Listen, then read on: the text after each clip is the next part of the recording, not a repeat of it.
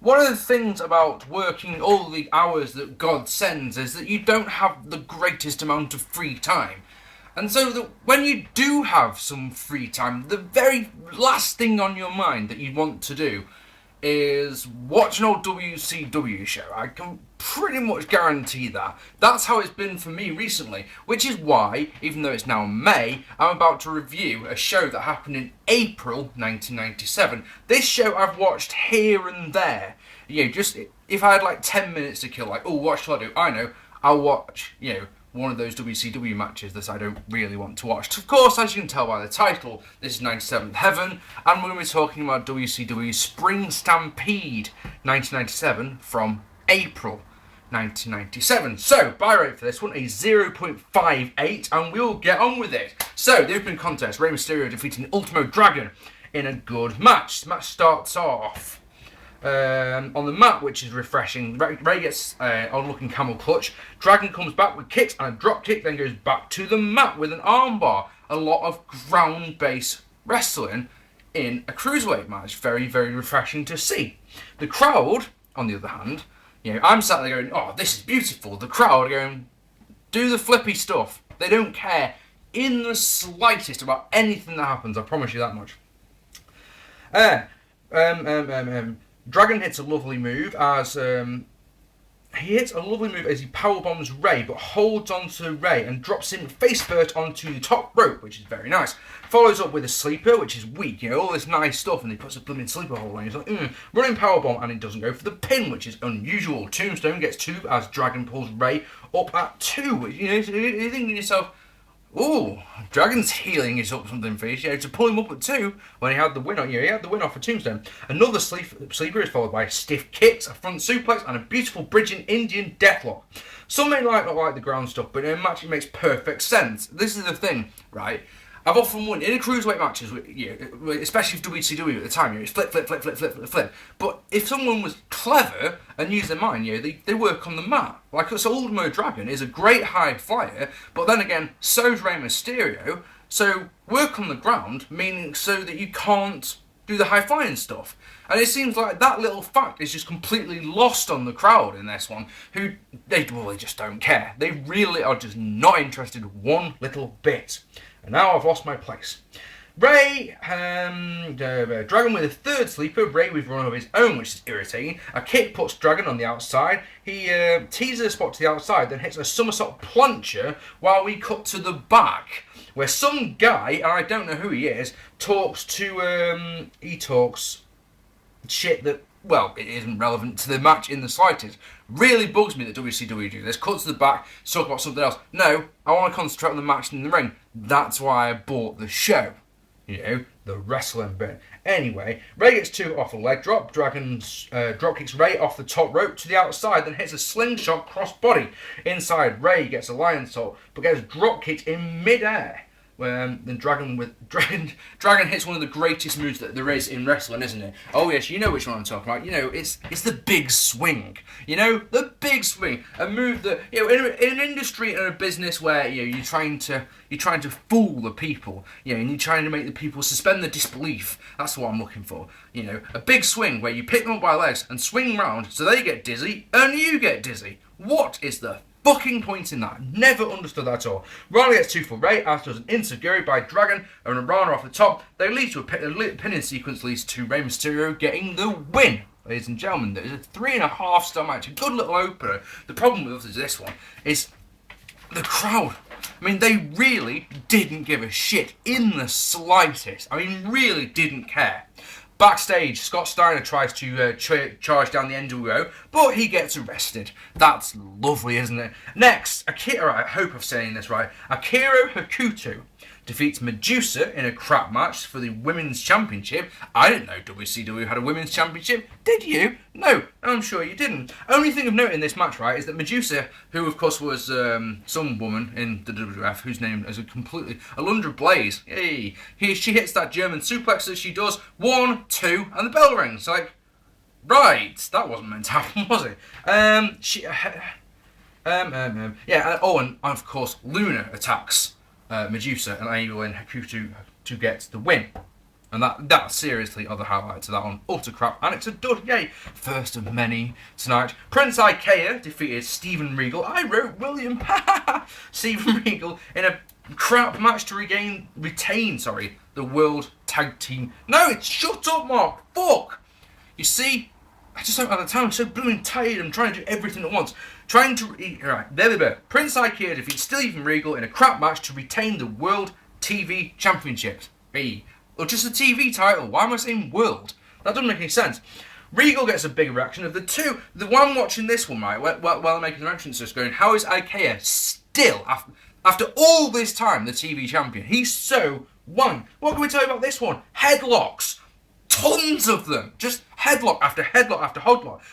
I don't care. The commentators are talking about anything that they can think of other than to talk about this match. It's so dull. To cut an exceptionally long story short, Ikea counters a pin attempt into one of his own for the win. After that, Regal batters Ikea and no one gives a shit in the slightest. Another dud. Speaking of duds, here's another one as the Public Enemy defeated Mongo and Jeff Jarrett in a crap match. I really don't want to watch this one. This is one of those matches like, you see the two teams come to ring like, oh god. Really? This is piss break time, isn't it? After the two straight duds, expectations for this match are non-existent. Anyway, Mongo with a 3-point stance on both Public Enemy. Jeff Jarrett with an abdominal stretch to silence, utter silence, no reaction at all, pin drop silence. After a few boring minutes, Mongo hits a sidewalk slam on Rocco. They brawl on the outside, including a table being set up. Johnny Grunz puts Jeff Jarrett on the table when he comes off the top. With an elbow, Jeff Jarrett moves inside. Jeff Jarrett gets two off the cross body. They do some more boring as shit action, leading to Rocco Rock hitting Jeff Jarrett with a briefcase so Johnny Grunz can get the win. Yay! Doesn't that sound like an exciting match that you want to pay to see? No, that's right, it doesn't. That's your third straight dud. Next, oh yes, I'm sure, and you may never have seen this show. I'm pretty certain that the people watching my review now go, never seen this one. You'll have seen this next bit, where Harlem Heat, are being interviewed in the back by Scheme Gene, and Booker T, he cuts the now infamous bit that you'll see on the Botchamania intro. Hulk Hogan, we're coming for you, and funny times. Even though I've seen it a billion times on every Botchamania intro, it still makes me chuckle because of course I didn't expect it. I didn't know when that promo was from. It's just when it started, it's like, hang on, that looks very familiar. Also need to know, just because I can, Sherry really was beautiful, wasn't she? She was a beautiful woman. She was Harlem Heat's manager at the time. Next, we got a good match. Hooray! Chris Benoit defeating Dean Malenko by disqualification, so Malenko retains the United States Championship. Long feeling out process to start with this one. Some absolutely lovely, seamless, beautiful technical wrestling from both men, but what to expect. And you can probably imagine, oh yes, the crowd are not into it in the slightest. They don't give a flying fuck about this lovely technical wrestling that I'm marking out like a bandit for. You come home from work, you don't particularly want to watch the WCW match, you look on the next on the card, oh, Benoit Malenko. Actually, I think I'm going to watch that one because that one could be good. The crowd, no. I don't care. I don't want to see technical wrestling. I want to see high flying bollocks. I want to see Hulk Hogan. Damn it, you two, start doing better shit. Anyway, they go back and forth, which is just beautiful chain wrestling. Benoit hits up two evil chops. The crowd are utterly dead as they trade submission moves. Dean with a superb hip toss into an armbar, which is beautiful. Doesn't seem to, but the thing about this one is, right, there's all this chain wrestling going on, but there's no psychology as such. They'll do a move with the lovely chain wrestling and the technical moves and the submission moves, but they'll do a move on the arm and then the next move they do is on the leg, and you're just like, so why did you do that and now you're doing this? Maybe it's just me being picky. Anyway, submission moves to dead crowd. Jackie comes out to attack Woman, who of course is out with Benoit. Benoit hits the diving headbutt as Jimmy Hart comes out and steals the United States Championship. Eddie Guerrero comes out and stops him to no reaction whatsoever. There's no reaction for any of the interferences, by the way. So then Arn Anderson attacks Dean, and Kevin Sullivan comes out with Singapore Cane. He attacks Dean, leading to the disqualification. So you had this nice little match that was going on. Alright, didn't have the psychology, but the technical wrestling, the chain wrestling, the beautiful stuff. And then you had interference from 5 different people. Wow, that knocked this one down. This was a 3-star match. You know, this one could have probably been a 4 easily. Maybe more if the crowd were into it in the slightest, or if anyone... If they didn't have any of the interferences that he did, but you know, and you know, that was the high point of the show. From then on, just not interested at all. Kevin Nash defeating Rick Steiner in a crap match. So WCW Infinite decided in their infinite wisdom to book a one-on-one match, yeah, for the WCW Tag Team Championships. That, my friend, is genius. So. We all want to know, how many bumps will Kevin Nash take in this one? I guess it's 4. Just because maybe he's in a good mood, you know, Nash wants to bump around the block. Anyway, Nick Patrick is the referee. Rick with a clothesline, there's 1 straight away. A crap-looking belly-to-belly suplex, that's 2. And a power slam, that gets 2. And that's 3 bumps off the starting thing. Like, wow! Kevin Nash's best match ever. 6 pulls the top rope down, so Rick ends up on the outside. 6 beats him up, and Nash takes control with a huge sidewalk slam for 2. He hits a power bomb, but Rick kicks out at 2. He tries the second one, but Rick goes low and hits a top rope bulldog for 2. That's 4. The announcers claim Kevin Nash didn't kick out, but when you're watching it, yeah, he did. The announcers are sat there going, that was bullshit, Nick Patrick, you screwed us again. And it's like, no. Nash kicked out. On his own accord, he kicked out. He got his shoulder up at 2. Idiot announcers. Fools. Anyway, 6 takes an age to take a turnbuckle pad off. Nash drops Rick on the exposed turnbuckle twice. DiBiase then tries to make Nash not stop, but Nash doesn't care. He drops him on it again. DiBiase then leaves, so Nash drops Rick on the turnbuckle for a 4th time. If that's not enough, like, come on. Yeah, you just dropped him face first onto the exposed turnbuckle. That's not enough for our man Kevin Nash. He's taken 4 bumps, damn it. He wants to finish this one off in style. Jackknife, 1, 2, 3.